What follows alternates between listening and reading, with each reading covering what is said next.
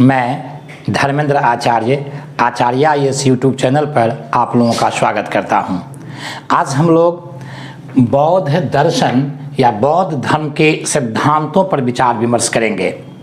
जैसा कि हम लोगों ने पिछले वीडियो में देखा था कि बौद्ध धर्म के विषय में जो प्रश्न पूछे जाते हैं वो भगवान बुद्ध के जीवन से संबंधित होते हैं और फिर बौद्ध दर्शन से भी बहुत सारे प्रश्न पूछे जाते हैं।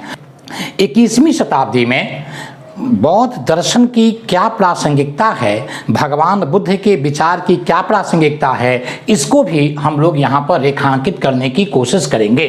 जैसा कि हम लोगों ने पिछली वीडियो में देखा कि भगवान बुद्ध ने उर्वेला, जिसे अभी बोध गया कहा जाता है, वहाँ संबोधि की प्राप्ति की और वहाँ से वे सारनाथ गए और सारनाथ में ही उन्होंने अपना प्रथम उपदेश दिया, जिसे बौद्ध दर्शन में, बौद्ध धर्म में धर्म चक्र प्रवर्तन कहा जाता है। धर्म चक्र प्रवर्तन के समय उन्होंने अपने 5 शिष्यों को, जो उनके साथ तपस्या किए थे, उनको दीक्षा दी थी और उस दीक्षा में क्या उन्होंने कहा, तो मुख्य रूप से 4 बातों को उन्होंने रखने की कोशिश की और लोगों को बताया। उन चार बातों को बौद्ध दर्शन में 4 आर्य सत्य कहा जाता है। तो 4 आर्य सत्य की व्याख्या भगवान बुद्ध ने सारनाथ के डियर पार्क में सबसे पहले किया था और उस 4 आर्य सत्य को देखें तो यही बौद्ध धर्म का मूलाधार है, यानी कि यह प्रस्तावना है। इन प्रस्तावनाओं के आधार पर ही सारी बातें आगे कही गई है। तो प्रस्तावना में यानी कि 4 आर्य सत्य का पहला सत्य क्या है, तो दुख है, यानी कि यह संसार दुखमय है। भगवान बुद्ध ने सबसे पहले इस बात को रखा कि संसार को अगर देखेंगे तो यहाँ पर दुख ही दुख है।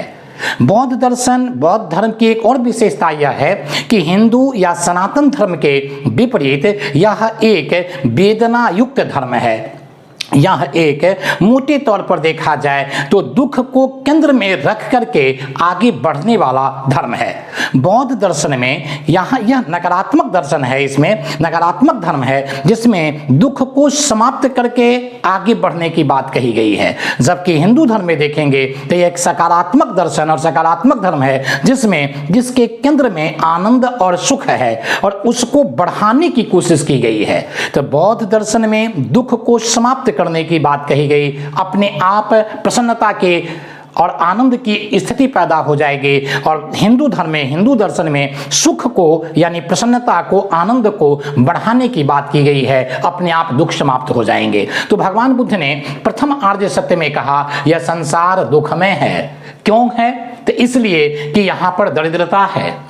बहुत सारे लोग भगवान बुद्ध के 2500 वर्ष के बाद भी यहाँ पर लगभग 80% आबादी, 8 अरब में से लगभग 80% आबादी दरिद्र हैं और जो शेष हैं वह व्याधि से पीड़ित हैं, जरा से पीड़ित है। मृत्यु, इस संसार की ये 4 महत्वपूर्ण विशेषताएं हैं, दरिद्रता, व्याधि, जरा और मृत्यु। कहीं न कहीं सभी लोग उससे संबद्ध हैं और इससे यह संसार दुखमय है।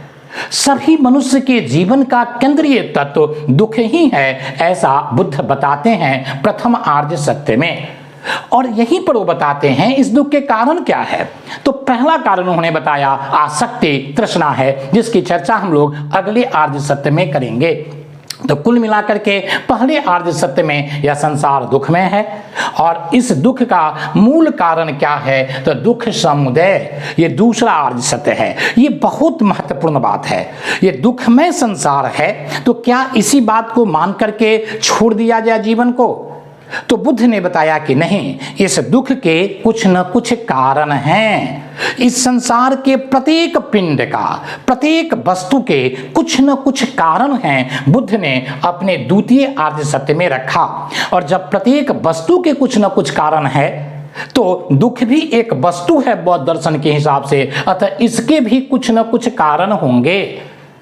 तो दुख समुदय का अर्थ है दुख के कारण होते हैं। अब देखा जाए दुख के कारण क्या हैं, तो इस संदर्भ में बुद्ध ने 12 कड़ियों की बात की है। सबसे पहले उन्होंने बताया दुख का कारण तृष्णा है। दुख का कारण क्या है? इच्छा है। तो अब इच्छा दुख के कारण है, अतः कारण को अगर समाप्त कर दिया जाए तो दुख अपने आप समाप्त हो जाएंगे। अर्थात अगर तृष्णा को खत्म कर दिया जाए, अगर इच्छा को समाप्त कर दिया जाए तो दुख समाप्त हो जाएगा। लेकिन इच्छा के भी कुछ कारण होंगे, तो इच्छा तो समाप्त होंगे नहीं, क्योंकि उसके पीछे भी कुछ कारण होंगे। तो उसके कारण है आसक्ति। तो आसक्ति को, लगाव को खत्म कर दिया जाए, यह भी तब खत्म होंगे, इनके भी कुछ कारण होंगे। तो उन्होंने बताया इसका कारण क्या है? मोह माया। मोह जो है वो फ्लोर पर आने वाले सबसे आंतरिक कारण दिखता है दुख का। अतः मोह को समाप्त करने के बाद सभी धर्म में, विशेष करके अगर सनातन धर्म की बात करें, जैन धर्म की बात करें, बौद्ध धर्म की बात करें, तो इन चीजों को समाप्त करने की बात कही गई है कि मोह जैसे समाप्त होंगे, माया मोह का अंत होगा, आसक्ति का अंत हो जाएगा, तृष्णा खत्म हो जाएगी और दुख समाप्त हो जाएंगे। लेकिन बुद्ध और जब भीतर जाकर के देखते हैं तो बताते हैं मोह माया का मूल कारण जो है वह भ्रम है। भ्रम को समाप्त करना पड़ेगा। भ्रम का अर्थ यह है कि जो चीजें हैं वो मुझे दिख नहीं रहा है, यानी कि चीजों के वास्तविक स्वरूप के ज्ञान का अभाव भ्रम का कारण बनता है। जैसे लोगों को लगता है कि यह मेरा पुत्र है, यह मेरी संपत्ति है, यह सब कुछ मेरा है, जबकि ये चीजें हैं नहीं। तो इस तरह से भ्रम की स्थिति का अर्थ हुआ जहां पर बुद्धि, विवेक चीजों का स्पष्ट दर्शन नहीं कर पाता है, ठीक से समझ नहीं पाता है, इसीलिए उनको मोह माया होता है और इसी के कारण आसक्ति और तृष्णा होती है। मोह माया क्यों है? तो बुद्ध ने बताया अविद्या के कारण। तो जैसे ही अविद्या में से हटेंगे वैसे ही विद्या आ जाएगी और इस संसार के जो वास्तविक स्वरूप है उसे हम देख और पहचान पाएंगे। और अगर देख लिए तो मोह माया का अंत हो जाएगा, आसक्ति समाप्त हो जाएगी, तृष्णा समाप्त हो जाएगा और उसके बाद दुख का अंत हो जाएगा। तो इस संदर्भ में उन्होंने 12 कार्यों की बात की है और इन कार्यों का संबंध केवल इसी जन्म से नहीं है, इसका संबंध हमारे पूर्व जन्म से, हमारे वर्तमान जन्म से और हमारे भावी जन्मों से भी है। उन्होंने बताया कि 2 ऐसे हैं 12 में जिनका संबंध पूर्व जन्म से है, जिसमें एक अविद्या है और दूसरा का नाम संस्कार है। ये अविद्या और संस्कार का संबंध हमारे पूर्व जन्म से होता है। इसलिए आप देखते होंगे कि बहुत सारे लोग पूर्व जन्म के कारण उनके संस्कार और अविद्या में कई प्रकार की समस्या होती है। दूसरा, 7 चीजों का संबंध हमारे वर्तमान जीवन से है और भावी जन्म से देखें तो जरा, जन्म, जाति और भव, ये 3 हैं जिनका संबंध भावी जन्म से है। तो इस तरह से इन 12 कार्यों का विश्लेषण करते हुए बुद्ध ने बताया कि दुख के कारण होते हैं और वो एक सीक्वेंस में हैं, वो कार्यों में जुड़ा हुआ है। अतः सभी कार्यों को अगर क्रमशः खत्म करते चलें, समाप्त करते चलें, उस पर वर्क करें तो दुख का अंत हो जाएगा। और सबसे अंत में कौन है? तो अविद्या। इसका संबंध पूर्व जन्मों से है, यानी कि विद्या ला दिया जाए, ज्ञानवान लोग हो जाएं तो अपने आप दुख समाप्त हो जाएगा। ऐसा बुद्ध द्वितीय आर्य सत्य में कहते हैं। इसी आर्य सत्य से प्रतीत समुत्पाद का उदय हुआ और बुद्ध घोषणा करते हैं कि जो प्रतीत समुत्पाद को समझ लेता है वही बौद्ध धर्म को समझता है। जो प्रतीत समुत्पाद को नहीं समझेगा वस्तुतः वह बौद्ध धर्म को, बौद्ध दर्शन को, बौद्ध सिद्धांत को नहीं समझ पाए हैं। अब आते हैं तृतीय आर्य सत्य, दुख निरोध। दुख निरोध का अर्थ है दुख को समाप्त किया जा सकता है। निरोध का अर्थ ही है समाप्त करना। अब देखिए बौद्ध धर्म की प्रासंगिकता किसमें है कि संसार दुख में है और दुख के कारण है। तो दुख के कारण बताते हुए बुद्ध कहते हैं कि अगर कोई कारण है, अगर उस कारण को समाप्त कर दिया जाए तो कार्य का अस्तित्व स्वतः समाप्त हो जाएगा। जैसे यहाँ कहीं अंधकार है और उसके कारण है कि बल्ब की कमी है, बिजली की कमी है, रोशनी की कमी है, तो जैसे ही रोशनी को जलाए जाएंगे, बत्ती को ऑन किया जाएगा, वैसे ही अंधकार का अंत हो जाएगा। तो कारण को समाप्त कर दिया जाए तो कार्य का अस्तित्व भी समाप्त हो जाएगा। जैसे ये कारण समाप्त कैसे होंगे दुख का? तो अविद्या को समाप्त कर दिया जाए, यानी कि प्रज्ञावान मनुष्य हो जाए तो अपने आप दुख का अंत हो जाएगा। तो तीसरे आर्य सत्य को देखें तो दुख निरोध जो है वह निर्वाण का कारण बनता है। अगर दुख का हम निरोध कर दें तो उससे निर्वाण की प्राप्ति हो जाएगी, जो जीवन का परम लक्ष्य है बौद्ध धर्म के हिसाब से। अगर देखा जाए यह जीवन काल में ही संभव है। निर्वाण का अर्थ होता है दीपक का बुझ जाना। निर्वाण का अर्थ होता है दीपक का बुझ जाना। सामान्य अर्थ में लोग इसका अर्थ लगा लेते हैं कि दीपक के बुझ जाने का अर्थ है जीवन का अंत हो जाना, लेकिन नहीं, जीवन का विनाश इसका अर्थ नहीं है, वस्तुतः जीवन के दुख का विनाश है।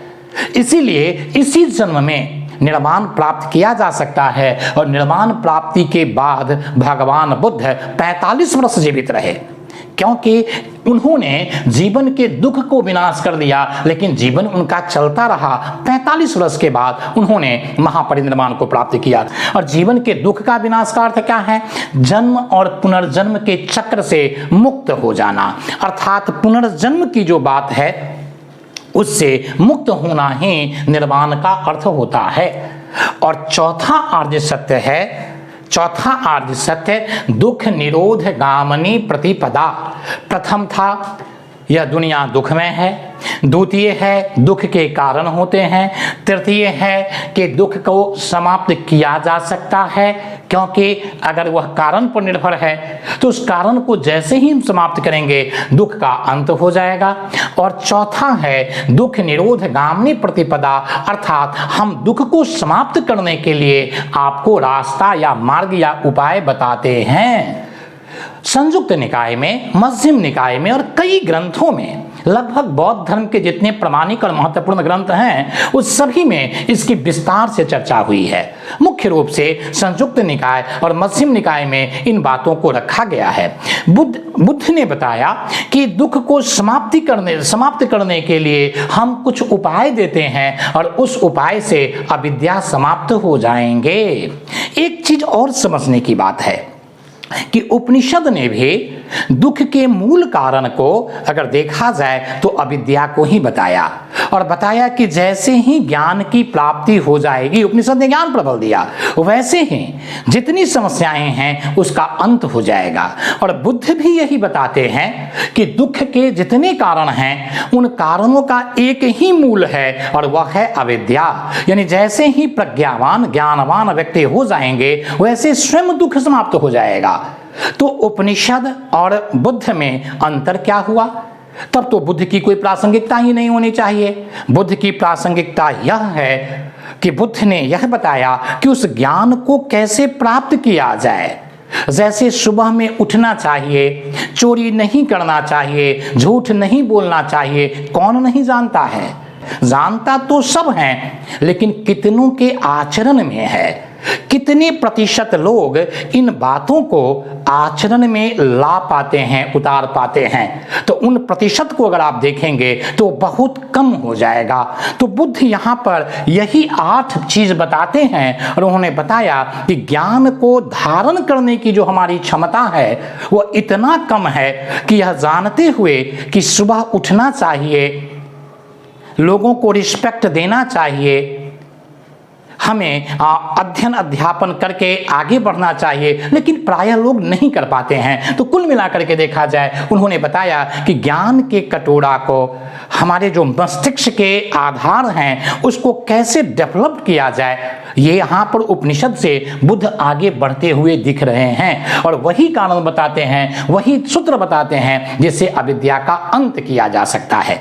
अब उसमें उन्होंने 8 चीजों को बताया जिसमें समझने की चीज है। उन 8 में एक शब्द लगा हुआ है जिसका अर्थ है सम्यक। बुद्ध ने सम्यक दृष्टि की बात की, सम्यक संकल्प, सम्यक वाणी, सम्यक कर्म, सम्यक आजीविका, सम्यक स्मृति, सम्यक व्यायाम और सम्यक समाधि, सभी में सम्यक लगे हुए हैं। और सम्यक का अर्थ क्या होता है? तो देखिए 3 चीजें हैं। एक मिनिमम, दूसरा मैक्सिमम। मिनिमम का अर्थ होता है कम, यानी अगर कोई 2-3 घंटा पढ़ रहे हैं तो मिनिमम है, और कोई 18-19 घंटा वर्क कर रहे हैं तो मैक्सिमम हुआ। ये दोनों अति है, एक नीचे से अति है, एक ऊपर से अति है। तो ऑप्टिमम का अर्थ होता है, ये सम्यक का अर्थ होता है ऑप्टिमम। ऑप्टिमम का अर्थ होता है जो उचित हो, जो सम्यक हो, मध्यम का चीज हो, न 2 घंटा और न 18 घंटा। मोटे तौर पर ये सम्यक का अर्थ हुआ ऑप्टिमम, और ऑप्टिमम का अर्थ होता है उचित, जितने की आवश्यकता है। ऑप्टिमम का अर्थ होता है जहां पर उत्पादकता मैक्सिमाइज हो जाए। इसका अर्थ हुआ कि अगर 18 घंटा करेंगे तो आपको लगेगी उत्पादकता ज्यादा है, लेकिन 1 सप्ताह के बाद बीमार पड़ जाएंगे और फिर 10 दिन तक बेड रेस्ट डॉक्टर लिख देगा तो आपकी उत्पादकता घट जाएगी। और अगर 2 घंटे काम कर रहे हैं तो उसकी उत्पादकता तो ऑलरेडी कम है। तो ऑप्टिमम का अर्थ हुआ, ये सम्यक का अर्थ हुआ कि अगर 1 साल आप 8 से 10 घंटा काम करते हैं तो उसकी उत्पादकता बहुत ज्यादा हो जाएगी, और वह जो है वो सबसे महत्वपूर्ण क्षेत्र हो जाएंगे जो 8 से 10 घंटा का काम है। सम्यक दृष्टि का अर्थ हुआ कि आप संसार के वास्तविक स्वरूप को पहचान लिए हों। सम्यक दृष्टि का अर्थ हुआ कि आप 4 आर्य सत्य का ज्ञान रखते हैं। सम्यक दृष्टि का अर्थ हुआ कि आपका विवेक जो है वो निरक्षीर विवेक हो गया है। आप इन बातों को समझ रहे हैं कि जो कहा जा रहा है, जो समझाया जा रहा है, उसके भीतर का सत्य क्या है। जो हम देख रहे हैं क्या वही सही है कि उसके भीतर अन्य बातें भी हैं। तो इस तरह से यानी कि संसार के लोभ, मोह, इच्छा जनित दुखों से बाहर निकल करके उसके वास्तविक स्वरूप को देखना, ये सम्यक दृष्टि है। ये बहुत महत्वपूर्ण है। और ये आएंगे कैसे? तो 4 आर्य सत्य के ज्ञान से आएंगे, ऐसा भगवान बुद्ध हमें बताते हैं। दूसरा है सम्यक संकल्प। सम्यक संकल्प का अर्थ होता है निष्काम संकल्प। इसका अर्थ होता है द्वेष, हिंसा आदि से मुक्त विचार को लेकर के जीवन में आगे बढ़ना। इससे किसका विकास हो? तो प्रेम का विकास हो, और जहां प्रेम का वर्धन होगा वहां पर आनंद की निष्पत्ति होगी, वहां पर आनंद का जो निष्पत्ति है आगमन हो जाएगा। तो इस तरह से उन्होंने सम्यक संकल्प की बात की। संकल्प अत्यंत महत्वपूर्ण है, और सम्यक संकल्प तभी हो पाएंगे जब हमारे पास सम्यक ज्ञान या दृष्टि होंगे। तीसरा सम्यक वाणी। सम्यक वाणी का अर्थ है प्रिय बोलना। सम्यक वाणी का अर्थ है कम बोलना, मौन रहना, सत्य बोलना। तो कम बोलना, प्रिय बोलना, सत्य बोलना, मृदु बोलना, मितभाषी होना, मौन रहना, ये सम्यक वाणी की विशेषता है, और इससे पारस्परिक मित्रता की अभिवृद्धि होती है। इन तीनों का संबंध अगर देखें तो प्रज्ञा से है। ये प्रज्ञा स्कंद में आते हैं। गौर करें आप कि यहाँ जिसकी दृष्टि ठीक होगी, जिसके संकल्प ठीक होंगे, जिसके वाणी ठीक होंगे, उन्हीं के कर्म ठीक होंगे। इन तीनों का संबंध विचार से है, हमारे अवचेतन से है। चौथी बात उन्होंने कहा सम्यक कर्म। सम्यक कर्म का अर्थ होता है अच्छे कर्म से अपने आप को युक्त करना और बुरे कर्म से अपने आप को मुक्त करना। अच्छे कर्म का अर्थ क्या है? दान देना, दक्षिणा देना, लोगों को मदद करना, सहयोग में किसी को काम बनाने में अपना योगदान देना, न कि काम बिगाड़ने में। तो बुरे कर्मों से दूर रहने का अर्थ है चोरी, व्यभिचार, हिंसा आदि से अलग रहना। और ये सब रहेंगे कैसे? कौन नहीं चाहता है कि मैं अच्छा कार्य करूं? कर क्यों नहीं पाता है? तो सम्यक वाणी नहीं है, सम्यक संकल्प नहीं है, और सम्यक दृष्टि नहीं है। इसीलिए चौथे पोजीशन पर रखा गया सम्यक कर्म को। अच्छे कर्म वही करेंगे जिनमें ऊपर की ये तीनों चीज विद्यमान होगा, ऐसा भगवान बुद्ध अष्टांगिक मार्ग के माध्यम से कह रहे हैं। और सम्यक आजीविका 5वां है। सम्यक कर्म जो करेंगे उनके आमदनी जो होगी, जो जीविका उनके हैं, उसमें वो चीजें आएंगी। तो न्यायपूर्ण, ईमानदारी से और सदाचार पर आधारित जिनके आजीविका के स्रोत हैं, वह व्यक्ति कहाँ तक पहुँचेंगे? तो निर्वाण की प्राप्ति तक पहुँचेंगे। इसलिए सम्यक आजीविका को उन्होंने 5वें स्थान पर रखा। छठा कह रहे हैं सम्यक व्यायाम। ये सम्यक व्यायाम जो है वो अत्यंत महत्वपूर्ण है। जैसा कि हम लोगों ने एक वीडियो में देखा था कि प्रत्येक मानव के मस्तिष्क में प्रतिदिन 40 से 60 हजार विचार आते हैं। अगर एवरेज 10,000 विचार ही देखा जाए प्रतिदिन, और किसी की उम्र अगर 20 वर्ष है तो 10,000 गुने 365 गुने 20, तो इतना हो जाएगा। अगर इतने विचार को देखा जाए तो मस्तिष्क जो हमारा है वह एक बैंक है जिसमें बहुत सारे विचारों का संग्रहण है, और इन विचारों में अधिकांश विचार जो होते हैं वो बिना मतलब के होते हैं। अतः सम्यक व्यायाम का अर्थ है बुरे विचारों का जो संग्रहण मस्तिष्क में है उसको अभ्यास के माध्यम से निकालना, क्योंकि मनुष्य के दिमाग में जैसा विचार रहेगा वही विचार बार बार फ्लोर पर आएगा, और आने के बाद वह विचार हमारे शरीर को, हमारे मन को, हमारे मस्तिष्क और संपूर्ण चेतना को, अस्तित्व को नकारात्मक रूप से प्रभावित करता रहेगा। इसके बाद सम्यक स्मृति। सम्यक स्मृति का अर्थ हुआ जो मिथ्या धारणा है। बहुत प्रकार के विचार, बहुत प्रकार के भय, बहुत प्रकार के अवसाद, बहुत तरह की मान्यताएं बिल्कुल गलत होते हैं, और उस धारणा से हमें अपने आप को अलग करना है। तो मिथ्या धारणा जो हमारे मस्तिष्क में रहेंगे तो वो बार बार आते रहेंगे। अतः अगर उनको हम निकाल देते हैं तो जो सत्य विचार हैं, जो उचित हैं, जो वास्तविक विचार है वही हमारे स्मृति में आते रहेंगे, और इसका परिणाम यह होगा कि हमारे शरीर और मन में एक स्वच्छता, एक पवित्रता, एक तरोताज़ा वाली जो बातें हैं वो बनी रहेंगे। अगर नहीं ऐसा हुआ तो शरीर और मन दोनों अस्वच्छ हो जाएंगे। अगला सम्यक समाधि। सम्यक समाधि 8वां है मन और चित्त को एकाग्र करना। ये सम्यक समाधि जो है वो अष्टांगिक मार्ग का 8वां है, और मन चित्त को एकाग्र करने से इसका गहरा संबंध है। तो कुल मिलाकर के अष्टांगिक मार्ग को अगर देखें तो बुद्ध ने जो ज्ञान उड़ रहे हैं, जो उपनिषद में दिए गए, बौद्ध दर्शन या जैन दर्शन या दुनिया के विभिन्न ग्रंथों में जो दिए गए हैं, उस ज्ञान को अपने व्यक्तित्व में, अपने अस्तित्व में, अपने चित्त, मस्तिष्क आदि में स्थिर भाव से बनाए रखने के लिए इन 8 मार्गों से जो व्यक्ति गुजरेंगे उनको सम्यक समाधि का लाभ मिल पाएगा, और उनके मन और चित्त एकाग्र हो जाएंगे। इसमें प्रथम जो हैं 3 वे प्रज्ञा स्कंद से है, दो जो हैं वो शील स्कंद से हैं, और 3 जो हैं वो समाधि स्कंद से हैं। बौद्ध धर्म के ये जो अष्टांगिक मार्ग है, यहाँ से कई प्रश्न भी पूछे जाते हैं, और हम लोगों के लिए वैसे भी यह अत्यंत महत्वपूर्ण है। ये अष्टांगिक मार्ग भगवान बुद्ध के 21वीं शताब्दी के लोगों के लिए एक महत्वपूर्ण देन है। ये सभी सम्यक का अर्थ है मिडिल पाथ। बहुत बहुत धन्यवाद। अगली वीडियो में हम लोग प्रत्युत समुत्पाद और बौद्ध दर्शन के अन्य महत्वपूर्ण पक्षों पर विचार विमर्श करेंगे।